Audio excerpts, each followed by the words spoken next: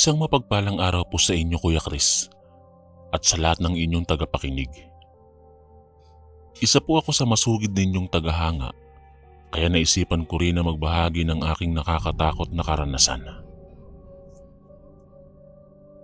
Itago niyo na lang ako sa pangalang Ronnie at kasalukuyang nakatira dito sa bayan ng Davao.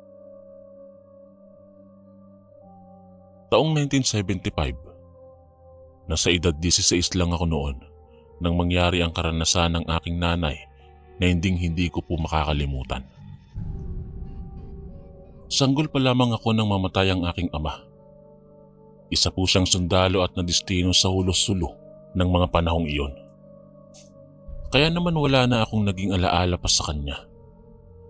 Ngunit nagpapasalamat po ako sa aking nanay dahil ginampanan niya ang pagiging ina at ama sa akin at hindi na siya muling nag-asawa pa. Nang makuha niya po ang maliit na benepisyo ng aking ama bilang sundalo, ay sinikap ni nanay na gamitin ito bilang puhunan sa kung ano-anong negosyo.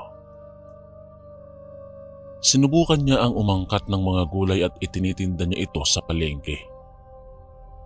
Mayroon din siyang itinitindang mga tuyo at mga damit pambata at kung minsan ay nagluluto pa siya ng banana cue upang pandagdag kita raw para makaipon siya kapag dumating na ang panahon na ako ay mag-aaral na sa kolehiyo. Nasaksihan ko rin kung paano siya laitin at insultuhin ng mga naniningil sa kanya ng arawan na pautang sa palengke kung hindi siya makapagbayad araw-araw. Napilitan po si nanay na mangutang ng mga panahong yun dahil kulang ang aming pera nung nagkasakit ako at naospital.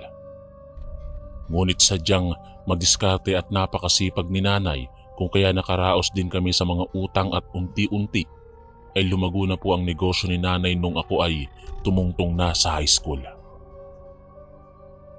Kung dati po ay nasa isang sulok lang ng palengke si nanay at nakalatag lang sa semento ang kanyang mga paninda na ipinatong lang sa isang plywood, hindi po naglaon ay nagkaroon na kami ng mini grocery sa loob ng palengke. Kinasiyahan ng magandang kapalaran si nanay dahil bukod sa kanyang kasipagan ay napakabait at maawain po si nanay sa lahat ng tao. Ngunit ang pagiging mabait at sobrang tiwala sa kapwa ay mayroong hindi mabuting maidudulot. At yun po ang nangyari kay nanay. Dahil sobrang tiwala niya sa kanyang isang suki ay muntikan na siyang mapahamak at ikabuwis ng kanyang buhay. Anak, kilala mo ba si Rogelio? Yung madalas bumili dito sa atin ng kaban-kaban na bigas? Isang araw ay naitanong sa akin ni nanay. Bakit, nay? Anong meron kay Mang Rogelio? Suki niya rin pala ang mga nagtitinda ng karne dito at sa iba pang mga palengke. Lahat ng magkakarne dito ay sa kanya na kumukuha dahil halos kalahati lang ang presyo ng kanyang mga paninda. Masayang wika ni nanay sa akin. Ano naman ngayon, nay? Hindi naman tayo nagtitinda ng karne. At sigurado po ba kayo na sariwa ang mga paninda niya?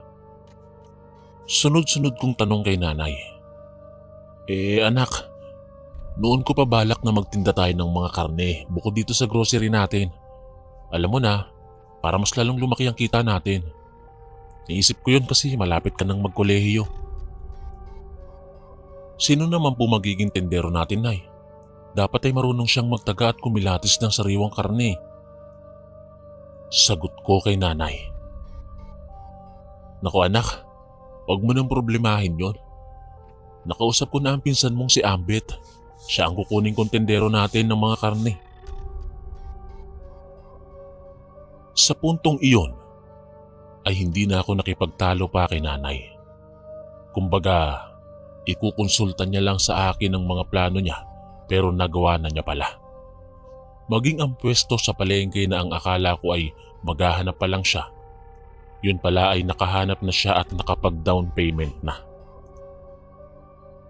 Ganun po kasigasig sa kanyang negosyo ang nanay ko. Dangan nga lang kung minsan ay nagtatampo na rin ako dahil ilalatag lang niya ang kanyang plano at hindi ko alam. Inayos na niya ang lahat at wala na akong karapatan at tumanggi pa. Yun ang isang ugali na ayoko kay nanay. Sa totoo lang po Kuya Chris, ay hindi ko gusto na magtinda ng karne si nanay dahil sa tingin ko ay masyadong matrabaho ang ganito. At bukod pa doon, nakikita ko na madaling araw pa lang ay nag-aabang na ang mga nagtitinda ng karne upang hindi sila maubusan sa mga nagdi-deliver.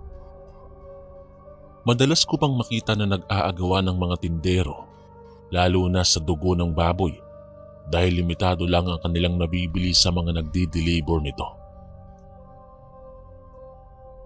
Hindi nga naglipat linggo ay nakapag-umpisa na si nanay at ang pinsang ko na si Ambet na magtinda ng karne. Sa unang isang buwan ay maayos naman po ang kita ni nanay dahil halos kalahati ang kanyang tinutubo sa kanyang mga paninda. Dahil nga kalahati lang ang presyo ni Mang Rogelio kung ikukumpara sa presyuhan sa merkado. Malakas po ang kanyang paninda at napakarami niyang suki. Ngunit isang araw po ay may biglang sumugod sa pwesto ni nanay na may-ari ng isang karinderya sa bayan. Galit na galit ito kay nanay dahil ang nabili daw niyang karne ay mabaho na at ang dugo ng baboy ay ubod ng lansa. Sa ganitong mga pagkakataon ay hindi po lumalaban ang aking nanay ng sigawan. Mahinahon pa rin siyang nakipag-usap at pinanindigan niya na sariwa ang ibinenta niyang karne sa kanyang suki.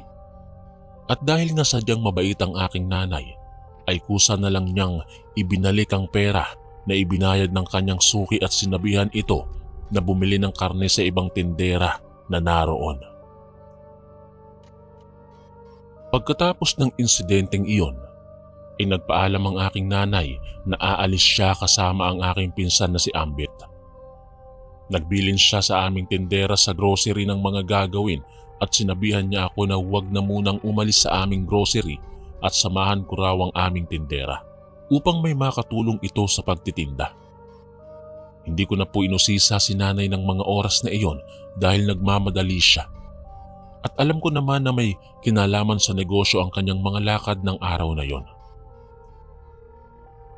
Nang makaalis po sila nanay ay sa grocery na ako naglalagi maghapon. Sa dami po ng mga namimili sa amin ay hindi ko na namalayan na gabi na at kailangan na naming magsara. Dahil hanggang alas 7 lang ng gabi ang bukas ng palengke. Habang nagliligpit kami ng mga paninda, ay naitanong ko sa aming tindera kung alam niya kung saan pupunta si nanay. Ang sabi niya ay kay Mang Rogelio daw dahil may sakit raw ito at pinapapunta na lang niya si nanay sa kanilang bahay upang doon na sila magbayaran sa mga karne na nakuha ni nanay. Nang malaman kong kay Mang Rogelio nagpunta si nanay at si Ambet ay nakampante na ako. Umuwi na ako sa aming bahay at kumuha na lang ako ng ilang dilata upang may pang-ulam kami kung sakaling dumating sina nanay at Ambet. Matapos kong kumain ng hapunan, ay gumawa na muna ako ng aking mga takdang aralin habang naghihintay ako sa pag-uwi nila nanay. Hindi ko na namalayan Kuya Chris na nakatulog na pala ako at nagising na lamang ako sa mga sunod-sunod na katok at umaga na pala. Ang tendera po namin sa grocery ang bumungad sa akin at hinihingi niya ang susi ng tindahan dahil tanghali na raw po. Doon ko lang napagtanto na hindi pala nakauwi si nanay at Ambet dahil kadalasan po ay si nanay ang maagang nagpupunta sa palengke dahil sa mga panindang karne at siya na rin ang nagbubukas ng aming grocery. Pero nang araw na iyon ay hindi namin siya nakita at si Ambet. Ibinilin ko na lang sa aming tindera ang susi at ang grocery dahil may pasok po ako noon sa eskwela. Maghapon ang aming klase kung kaya ang buong akala ko ay nakauwi na si nanay sa bahay at nakapagluto na. Ngunit sarado po ang aming bahay. Kaya naisipan ko na pumunta na lang sa palengke dahil ang akala ko ay naroon na si nanay at ang aking pinsan. Pagdating ko po ay abala ang aming tindera sa grocery dahil sa dami ng namimili ngunit hindi ko pa rin nakita si nanay at ang aking pinsan. Nalaman ko na maghapon ay hindi pa rin umuuwi si nanay at si Ambet, kaya kinabahan na po ako. Pinuntahan ko po ang pwesto namin sa karnihan, ngunit nakatiwangwang po ito at walang paninda. Kaya nagtanong-tanong na ako sa mga katabi naming mga tindera kung nakita nila si nanay at Ambet. Wala pong makapagsabi kung nasaan sila hanggang sa lumapit sa akin ang isang tindera rin ng karne na si Aling Maria at sinabi niyang maging ang kanyang asawa at ang helper nila ay hindi pa rin umuuwi. At mas lalo po akong kinabahan dahil iisa lang ang pinuntahan ni nanay at ng kanyang asawa. Nagpunta rin ang asawa ni Aling Maria sa bahay ni Mang Rogelio dahil hindi nga raw ito makakapunta sa palengke dahil may sakit ito. Maging si Aling Maria po ay labis na pong nag-aalala sa kanyang asawa at sa kanilang helper. Hindi ko rin naman po makontak si nanay ng mga panahong iyon dahil hindi pa po uso ang cellphone, kaya napagkasunduan na lang po namin na i-report na sa barangay ang pagkawala ng aking nanay at pinsan at maging ang pagkawala ng asawa ni Aling Maria at ang helper nito. Pagdating po sa barangay ay wala rin naman silang nakuhang impormasyon sa amin dahil hindi nga namin alam kung saan nakatira si Mang Rogelio. Nang mga oras na iyon ay nagsisisi po ako. Maraming sana ang pumasok sa aking isipan dahil sa sobrang takot ko na baka kung ano na ang nangyari kay nanay at sa aking pinsan. Gaya ko po ay gulong-gulo na rin ang isip ni Aling Maria kung nasaan na ang kanyang asawa at ang kanilang helper. Ang sabi po sa amin ng barangay ay huwag kaming magsasabi sa ibang tao ng kanilang plano. Aabangan daw nila sa madaling araw ang truck ni Mang Rogelio na ginagamit nito sa pagdi-deliver ng mga karne sa palengke upang malaman nila kung saan ito nakatira. Hindi po ako nakatulog ng gabing yon. Naisip ko na sa grocery na namin ako maghihintay ng madaling araw upang hindi ako mahuli sa pagdating ng truck ni Mang Rogelio. At hindi nga po nagkamali ang aming barangay.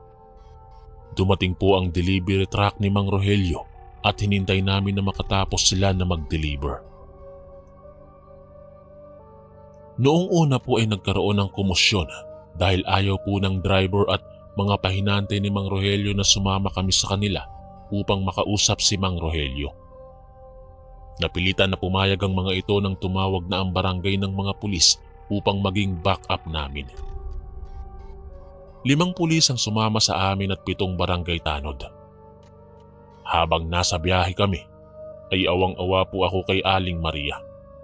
Panay ang usal nito ng panalangin na naway walang nangyaring masama sa kanyang asawa at sa aking nanay at sa mga kasama nito. Maging ako man ay matindi na ang kaba na aking nararamdaman ng mga oras na iyon. Hindi ko kaya kung may masamang nangyari kay nanay at sa aking pinsan. Malayo ang naging biyahe namin papunta kila Mang Rogelio. Ang akala nga ng mga pulis at mga barangay tanod na kasama namin ay inililigaw lang kami ng delivery truck driver ni Mang Rogelio. Dahil 3 oras na ay hindi pa rin kami nakararating sa tirahan daw ni Mang Rogelio. Mahigit kumulang mag-4 na oras na po nang huminto ang truck driver sa gilid ng kalsada. Bumaba po ang driver at nilapitan niya ang mga barangay at pulis. "Boss, pumasok po kayo dyan sa looban. Yun po ang warehouse ni Sir Rogelio." Itinuro ng driver ang isang kalsada na papasok sa isang masukal na kakahuyan. Mula sa kalsada ay natanaw namin ang isang malaking bahay na bato na may kalumaan na. Ayon sa driver, ay doon nakatira si Mang Rogelio at ang pamilya nito. At naroon din daw ang katayan nila ng kanilang itinitindang karne. "Kailangan ninyong sumama sa amin sa looban. Hindi pwedeng kami lang ang pumasok sa loob. Malay ba namin kung nagsasabi kayo ng totoo?" Ang galit na sagot ng isang pulis sa driver. Wala na pong nagawa ang driver at ang dalawang pahinante na kasama nito. Napansin ko lang, Sir Chris, na tila nag-uusap ang mga tinginan ng mga ito bago kami pumasok sa looban. Iniwan na po ng mga pulis ang kanilang patrol car at ang van ng mga barangay sa tabing kalsada.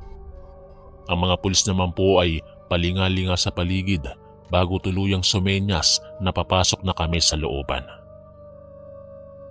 Pinauna ng mga pulis na maglakad ang driver at ang dalawang pahinante bago kami sumunod sa kanila.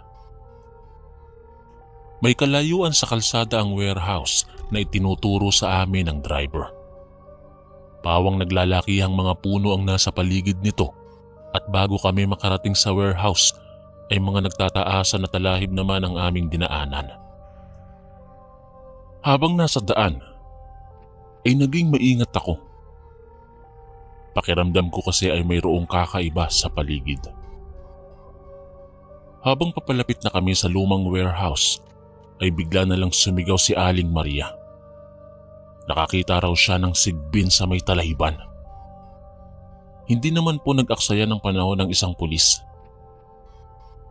Dali-dali niyang pinaputukan ng gawing talahiban kung saan nakita ni Aling Maria ang sigbin.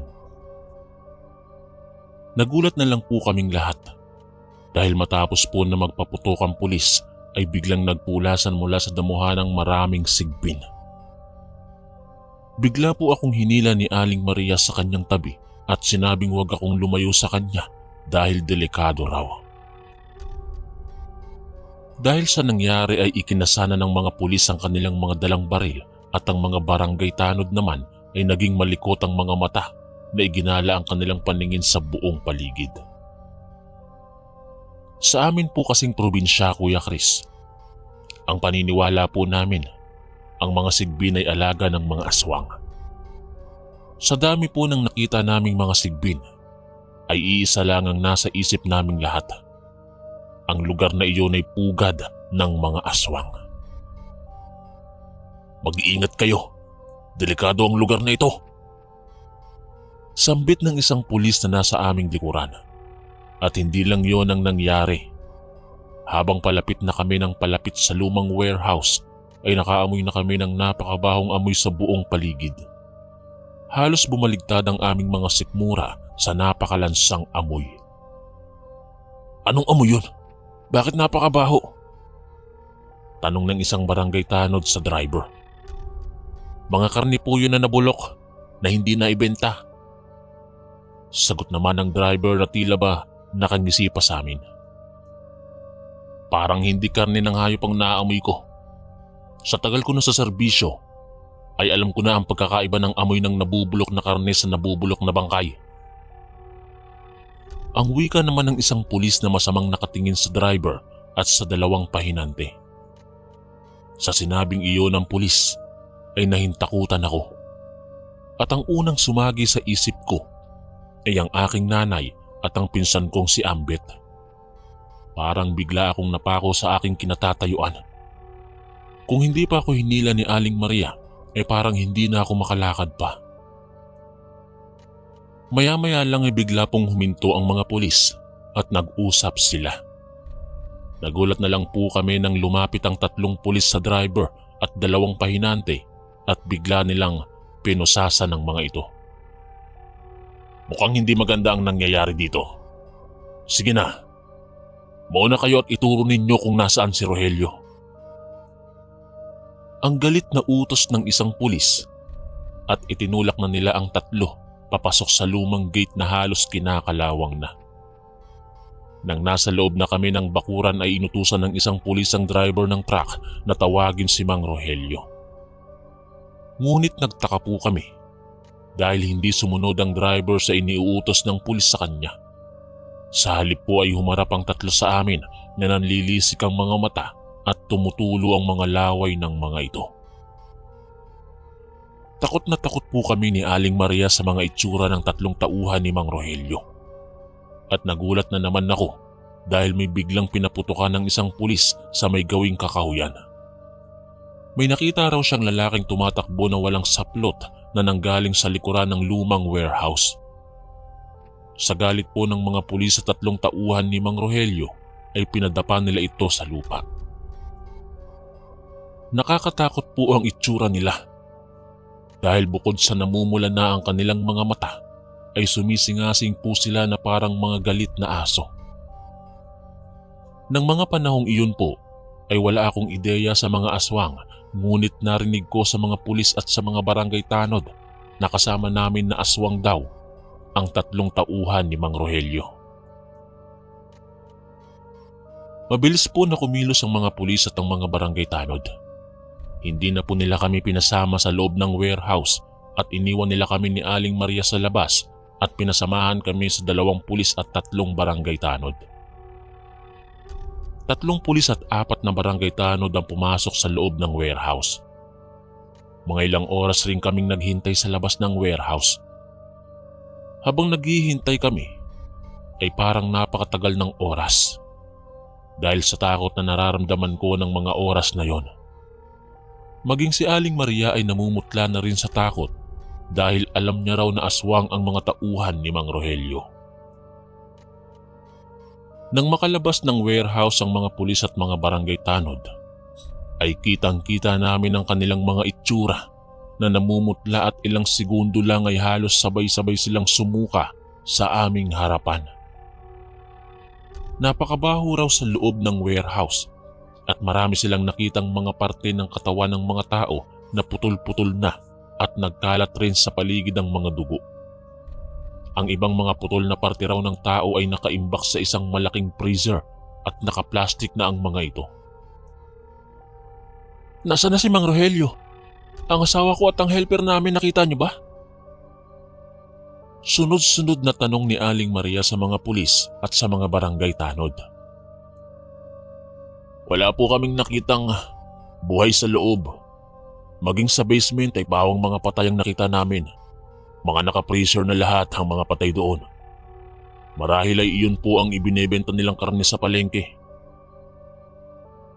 Ang malungkot na wika ng pulis sa amin, at nang marinig ko po ang sinabi ng pulis ay hindi ko na napigilang umiyak. Halos manginig ang aking katawan sa sinapit ng aking nanay at ng pinsang kong si Ambit. Maging si Aling Maria ay hindi na napigilang umiyak. Nakiusap si Aling Maria na gusto niyang pasukin ang warehouse dahil baka raw buhay pa ang kanyang asawa at hahanapin niya ito sa loob. "Naku Nay, delikado po ang gusto ninyong mangyari. Aalis na po tayo ngayon at hindi tayo ligtas dito. Babalikan na lang namin ang lugar na ito at magdadala kami ng mas maraming pulis upang maimbestigahan ang lugar na to." Wika sa amin ng pulis at sumenyas na ito na itayo ang 3 tauhan ni Mang Rogelio upang isama. Halos magpumiglas po ang 3 tauhan ni Mang Rogelio. Napakatapang po nila at kulang na lang ay kagatin nila ang mga pulis at barangay tanod na humihilas sa kanila papuntang sasakyan. Habang nasa daan ay hindi po tumitigil sa pagsingasing ang 3 tauhan ni Mang Rogelio. Tumigil lang ang mga ito nang takutin ng mga pulis na babarilin sila. Pagdating po sa police station, ay kinuna na naman kami ng statement ng mga pulis. Nang mga oras na iyon ay wala na ako sa konsentrasyon. Ang tanging nasa isip ko na lang ay ang aking nanay at pinsan na bigla na lang nawala at namatay dahil sa kagagawa ni Mang Rogelio. Nakiusap po kami ni Aling Maria na muling sumama kinabukasan doon sa warehouse upang magbakasakali na mahanap pa ang aking nanay at ang asawa ni Aling Maria. Mabuti na lang po at pumayag ang mga pulis kaya napagkasunduan na lang namin ni Aling Maria na sa police station na lang magpalipas ng oras upang hindi na kami maiwan sakaling bumalik na ang mga pulis sa warehouse. Maraming pulis po ang ipinadala sa warehouse at nagdagdag pa sila ng mga sundalo. Ngunit sobrang nadismaya po kami pagdating doon dahil napakalinis na ng lugar at ni walang bahid ng kahit konting dugo sa paligid. Bagamat mayroon pa rin kaming naaamoy na malansa, nagawa po nilang linisin ang paligid upang walang makitang ebidensya sa warehouse na yon. Sobrang nalungkot po ako Naroon na ako sa punto na kailangan ko nang tanggapin na wala na ang aking nanay at pinsan.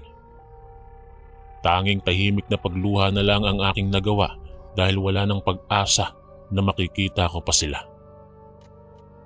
Ngunit habang papalabas na kami ng pintuan ng warehouse, ay isang pamilyar na boses ang aking narinig at tinatawag ang aking pangalan.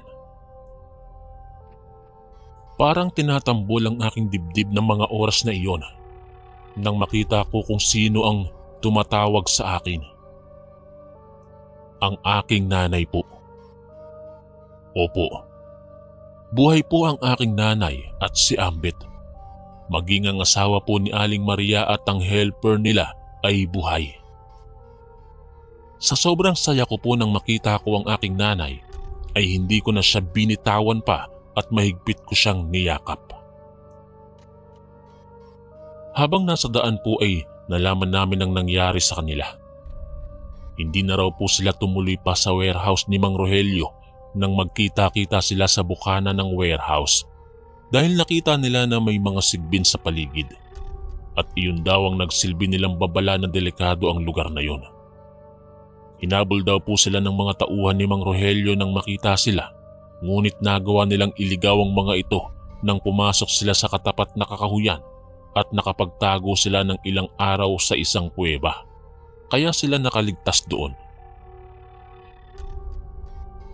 Matapos po ang pangyayaring iyon kay nanay, ay nagkaroon na siya ng aral na hindi na basta-basta magtitiwala sa kahit na sino. Noong malaman niya na ang mga karneng ibinibenta ni Mang Rogelio ay karne ng mga tao, ay doon lang niya napagtanto na kaya pala nagagalit ang isang suki niya sa karinderiya ay totoong nabubulok na nga ito. Matapos po ang pangyayaring iyon ay hindi na namin nakita pa si Mang Rogelio. Sa nangyari kay nanay ay naging maingat na po kami dahil hindi po biro ang mapasok sa isang patibong na buhay ang kapalit. Hanggang dito na lang po ang aking kwento at maraming salamat po sa lahat ng mga nakinig. Ako po si Ronnie, ang inyong kaistorya.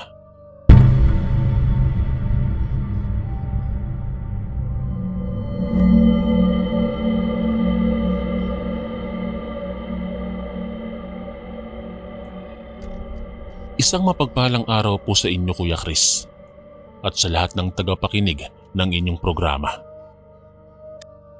Nais ko rin po sanang magbahagi ng aking karanasan at nawa ay mapili rin ninyong basahin itong aking liham upang magbigay aral sa lahat. Tawagin niyo na lamang po ako sa pangalang Rosing, 56 na taong gulang. Ipinanganak at lumaki sa Romblon. Panlima po ako sa 10 magkakapatid.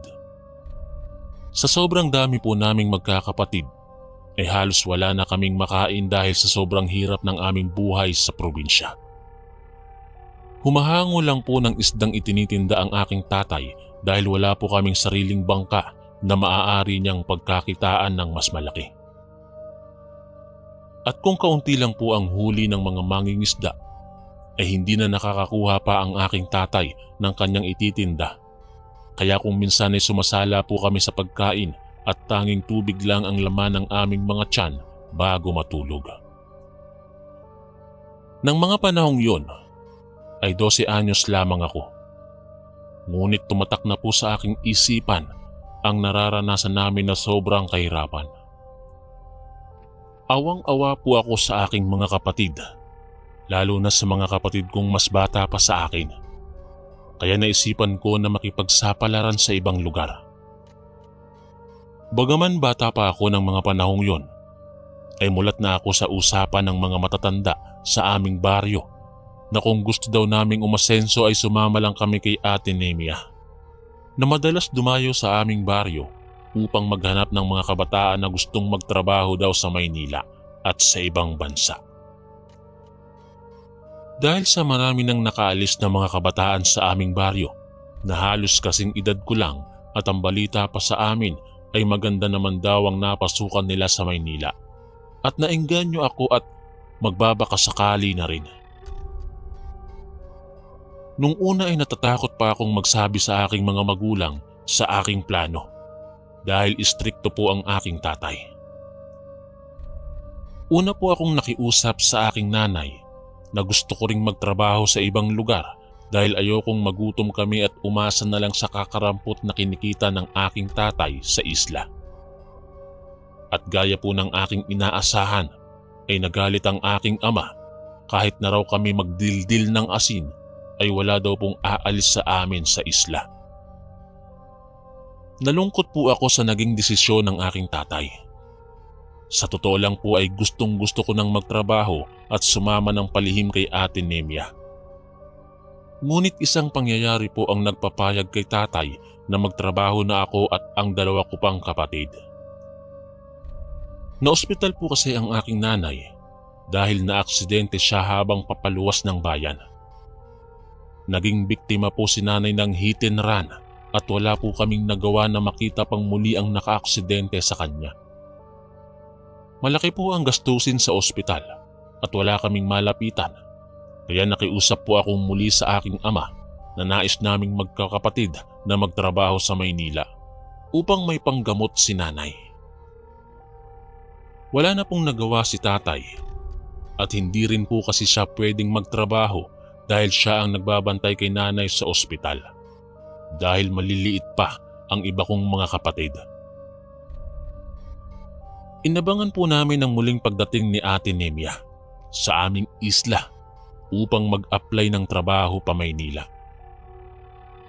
Naging madali po ang naging usapan nila ni tatay at nag-iwan po si Ate Nemia ng 5,000 sa aming tatay bilang paunang bayad sa aming 3 magkakapatid. Nang mga oras na iyon ay naging masaya at malungkot ang aking nararamdaman. Masaya ako dahil may pambili na ng gamot si nanay at mayroon nang makakain ang aking maiiwang pamilya.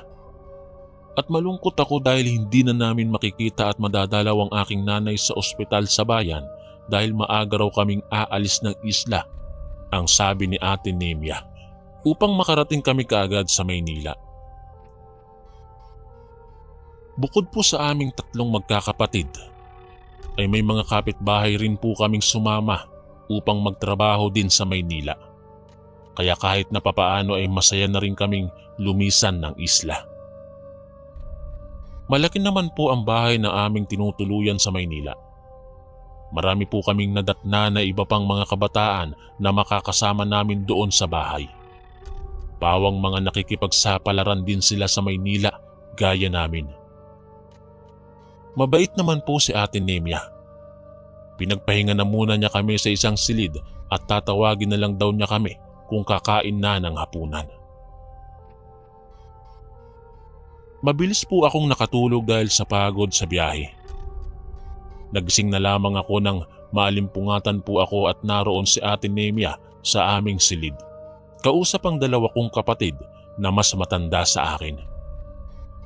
Nalaman ko na mayroon na silang mapapasukan at dadalhin na silang 2 kinabukasan ng maaga. Ngunit hindi po magkasama ang aking mga kapatid sa iisang bahay. Magkaibang lugar daw po ang kanilang mapapasukan bilang mga kasambahay. Nais ko po sanang sumama sa mga kapatid ko, ngunit hindi daw pwede ang sabi ni Ate Nemia dahil 2 lang ang naghahanap ng mga kasambahay ng mga panahong yon.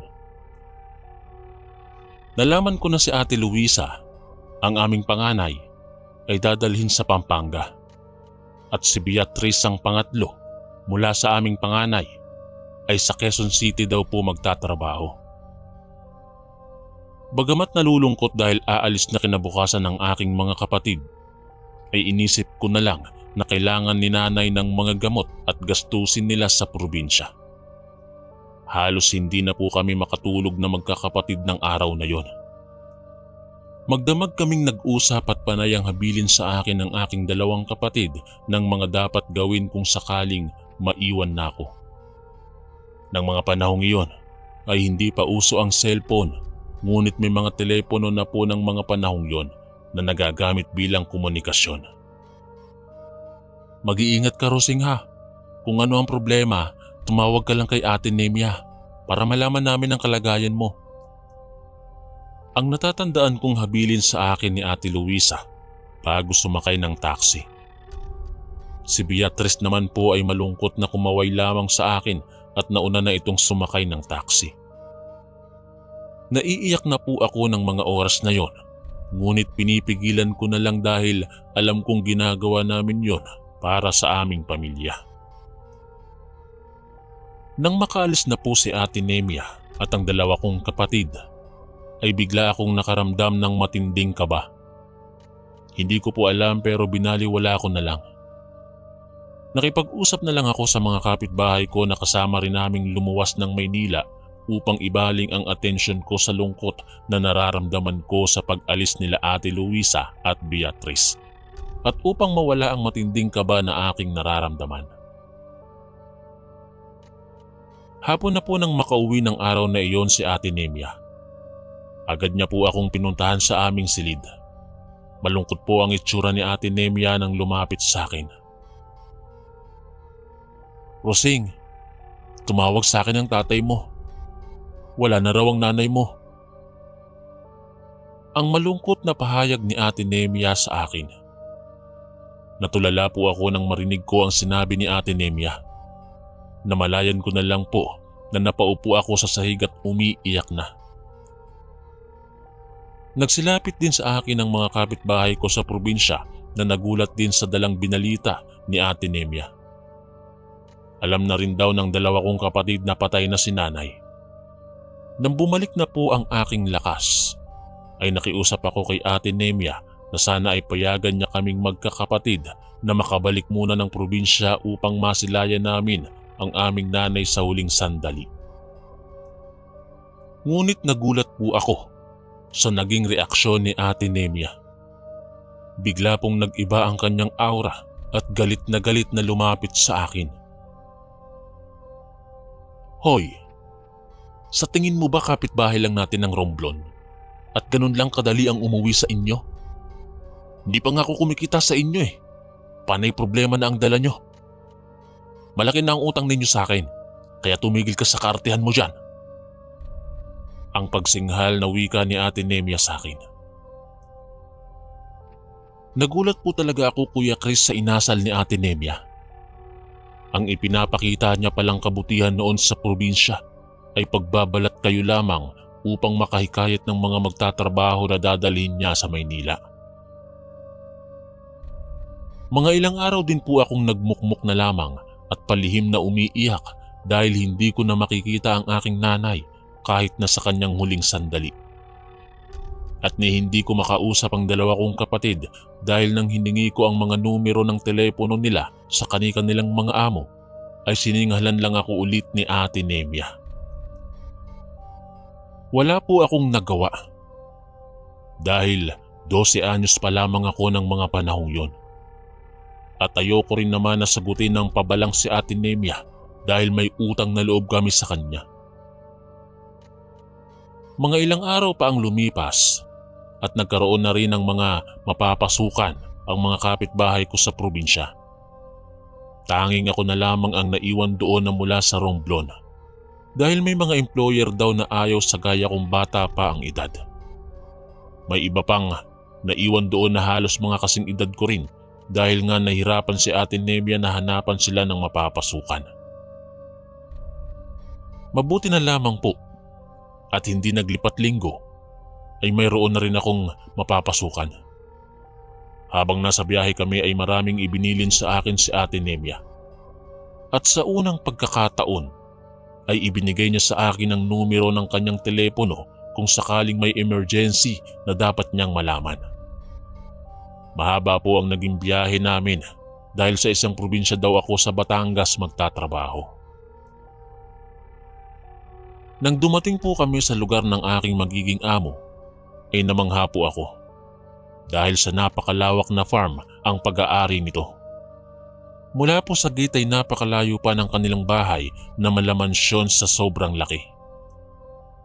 At lalo po akong namangha nang makapasok na kami sa loob ng napakalaking bahay.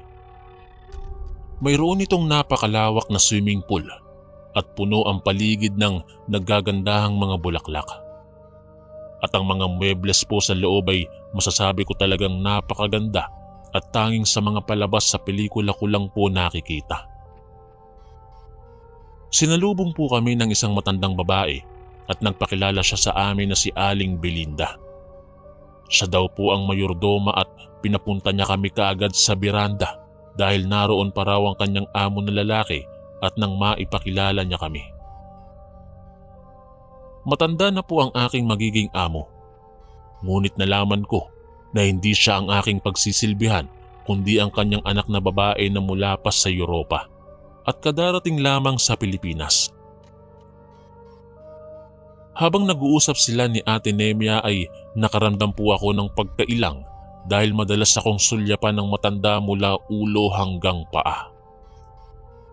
Binaliwala ko na lang po iyon dahil mas nanaig sa akin na magkapera upang may maipadala ako sa aming probinsya.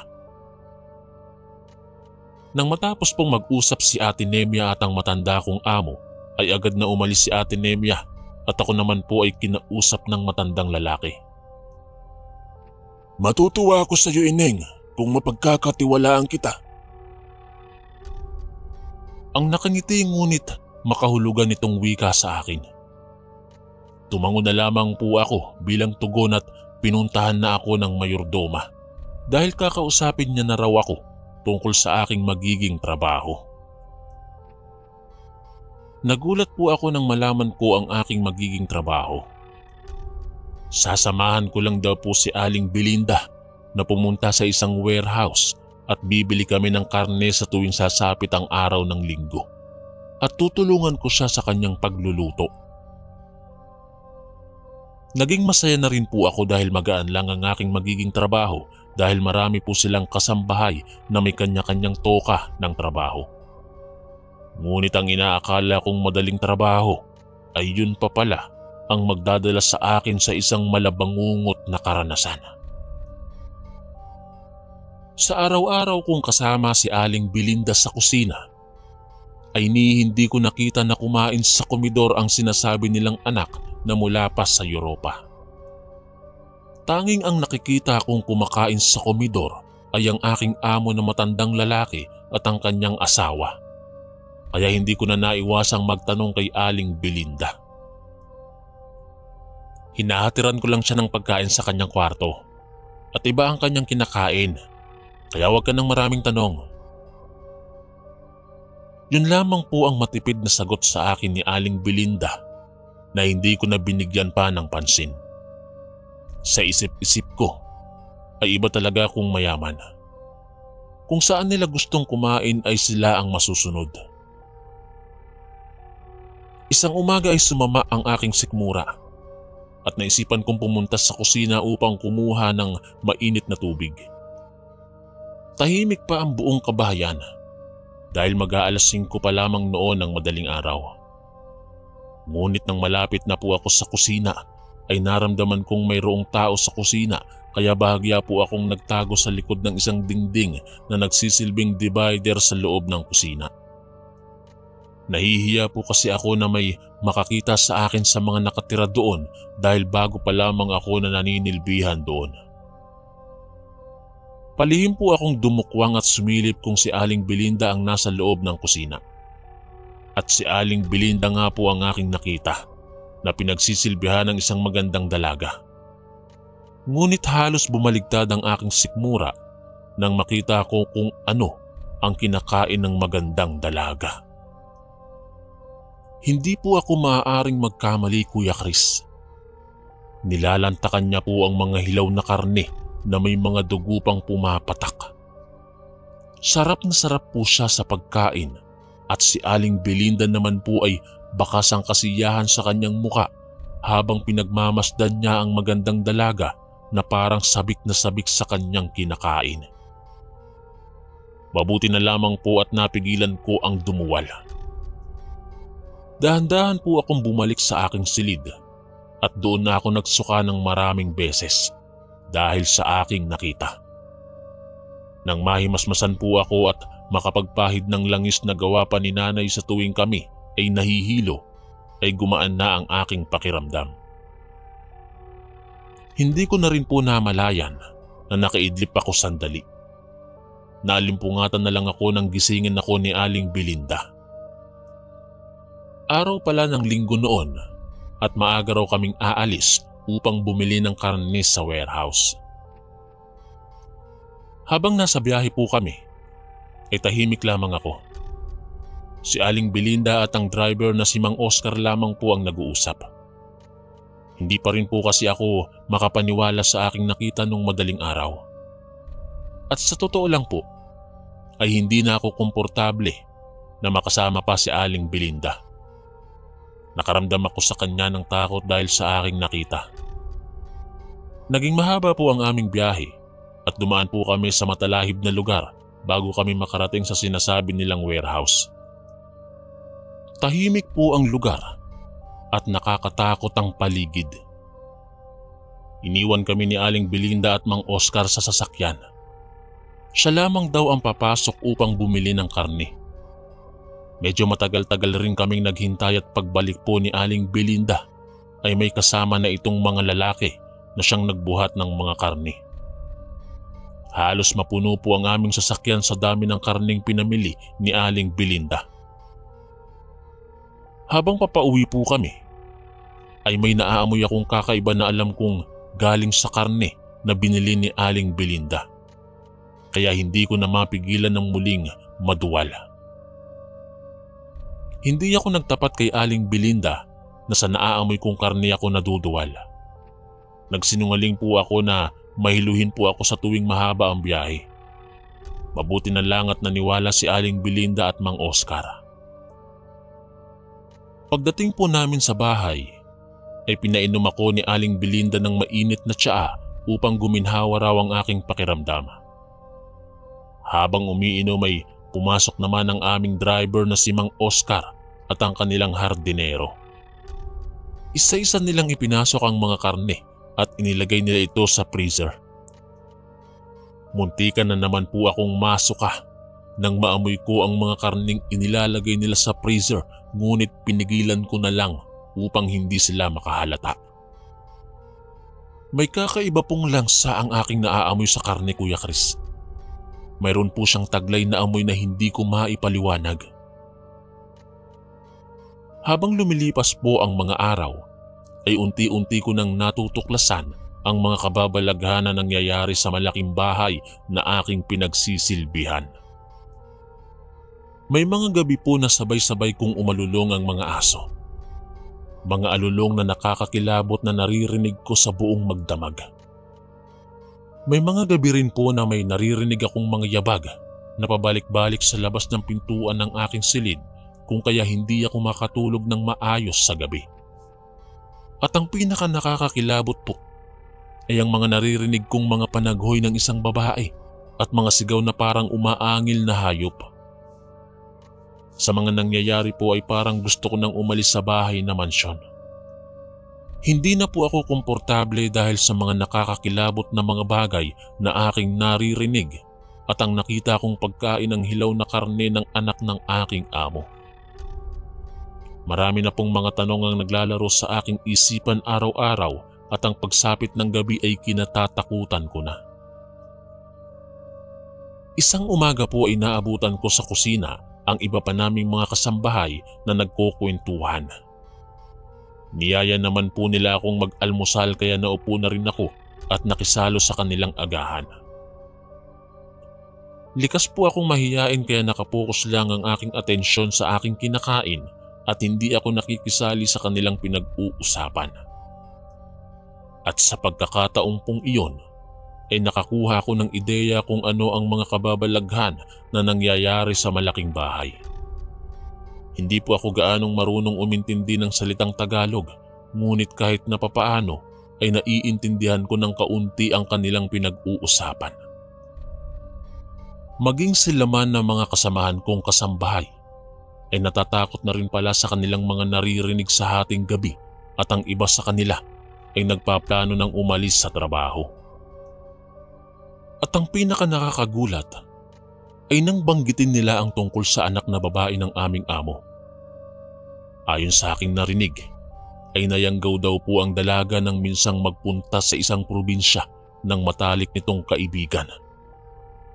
Simula daw po noon ay nag-iba na ito ng ugali kaya pinabalik ito ng kanyang mga magulang mula sa Europa. Dahil ang balita daw ay namimirwisyo na ang dalaga sa ibang bansa. Gulat na gulat po ako sa aking mga narinig. Hindi ko lang po masabi sa mga kasamahan kong kasambahay na nakita kong kumakain ng hilaw na karne ang amo naming dalaga. Marami pa po silang napagkwentuhan. Huminto lamang sila ng kanilang pag-uusap nang dumating na si Aling Belinda. Isa-isa pong nag-alisa ng aking mga kasamahan dahil nakasimangot na tinitingnan sila ni Aling Belinda. Tanging ako na lang po ang naiwan sa kusina at nagulat po ako nang kinausap ako ni Aling Belinda. Roseng, bukas ay linggo na. Masama ang aking pakiramdam kaya ikaw na muna ang bibili ng karne doon sa warehouse. Huwag kang mag-alala. Kasama mo naman si Mang Oscar at may dala naman kayong sasakyan. Ang tuloy-tuloy na bilin ni Aling Belinda habang nagtitimpla ng kanyang kape. Ubus na po ba ang binili nating karne nung nakaraang linggo, Ate Belinda? Ang dami nun na. Ang wala sa loob kong naitanong kay Ate Belinda. Bakit? Sa tingin mo ba, magpapabili ba ako kung meron pa? At isa pa ha, huwag kang masyadong maraming tanong. Basta sundin mo na lang ang mga inuutos ko sa'yo. Habang padabog na kumuha ng kanin sa kaldero si Aling Belinda. Wala po akong nagawa, kundi ang sumunod sa kanya. Kinabukasan ay maaga akong gumising at maagang naligo.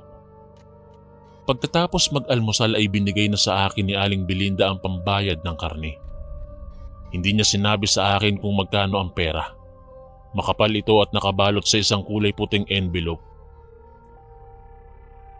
Nang makalabas na kami ng gate ng farm, ay nagulat ako dahil pinaharurot ni Mang Oscar ang gamit naming sasakyan. Dadaan lang daw kami sa bayan ng Lipa dahil may dadaanan siyang tao. Mga ilang oras din ang aming naging biyahe hanggang sa sumapit kami sa isang bahay na yari sa pawid. Sinalubong kami doon ng mag-asawang matatanda na. Pinapasok nila kami sa loob at hindi ko po akalain na mayroon akong malalaman na isang lihim. Makinig ka, Roseng. Iiwan kita dito dahil ligtas ka dito. Mga kamag-anak ko sila, kaya huwag kang mag-alala. Ayoko na maging ikaw ay katayin at ipakain sa anak nilang dalaga. Ang halos pigil hiningang paliwanag sa akin ni Mang Oscar. Sa aking batang isipan, ay hindi ko po lubos na maunawaan ang ibig na sabihin ni Mang Oscar. Sa matyaga niyang pagpapaliwanag, ay naunawaan ko rin sa wakas ang ibig niyang sabihin. Alam na pala ni Mang Oscar na sa tuwing mayroong kasambahay na inuutusan si Aling Belinda ay hindi na nakakauwi pa ang mga ito. 3 kasambahay na raw ang hindi nakakabalik pa sa mansyon sa tuwing uutusan na ni Aling Belinda na bumili ng karne sa warehouse. Sa una raw ay lalansihin ni Aling Belinda ang mga kasambahay na kasama siyang bibili ng karne. Makalipas daw ang ilang linggo ay papasamahan na lang ito ni Aling Belinda kay Mang Oscar upang bumili. At ayon kay Mang Oscar ay hindi na nakakalabas ng warehouse ang mga kasambahay na inutusang bumili ng karne sa loob. At naintindihan na raw niya ang mga nangyari sa mga ito. Naaawa raw sa akin si Mang Oscar dahil namatayan kami ng nanay na hindi man lang namin nakita. At masyado na raw siyang makukonsensya kung maging biktima rin ako. Paano po kayo, Mang Oscar? Baka malaman nila na pinatakas mo ako. Ang kinakabahan kong tanong. Hindi nila kaagad malalaman, Roseng. Kaya bibili pa rin ako ng karne doon sa warehouse. Malay ba nila kung ikaw yung kinakain ng anak nilang naaswang na yata ng tuluyan? Galit na wika ni Mang Oscar. Pagkatapos niyang sabihin yon, ay kinuha ni Mang Oscar ang pera na binigay ni Aling Belinda sa akin. Binigyan niya ako ng ilang libo at ang mahigpit niyang bilin ay umuwi na ako ng Romblon. Ihahatid daw ako ng mga kamag-anak niya sa pier kinabukasan. Mahigpit din niyang bilin na wag daw akong magpapakita kay Ate Nemia dahil magkakabukingan. Kailangan daw muna na makaalis na rin siya sa malaking bahay bago pa malaman ng aking mga amo ang kanyang ginawang pagpapatakas sa akin. Nang makauwi po ako ng Romblon, ay laking gulat ni tatay. Sinabi ko po ang lahat sa kanya kaya labis siyang nag-alala sa aking dalawang kapatid. Inilapit po ni tatay ang aming problema sa munisipyo upang makuha na rin ang aking mga kapatid sa Maynila. At sa awa po ng Diyos ay nakauwi na rin sila sa amin sa Romblon. Sana po ay may aral kayong natutunan sa aking kwento. Kung minsan po talaga, ang kahirapan ng magtuturo sa atin na kumapit sa patalim upang may makain. Mabuti na lang po at may mga kagaya ni Mang Oscar na tinulungan ako upang makatakas. Maraming salamat po saan ka man ngayon naroroon, Mang Oscar. Utang ko sa iyo ang aking buhay. Hanggang dito na lang po ang aking kwento at maraming salamat po. Ako po si Rosing, ang inyong kaistorya.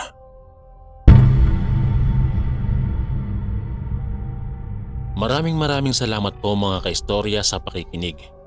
At kita-kits po ulit bukas para sa isa na namang nakakatakot na kwento. Ito po si Kuya Chris, ang inyong kaistorya. God bless po at ingat po lagi.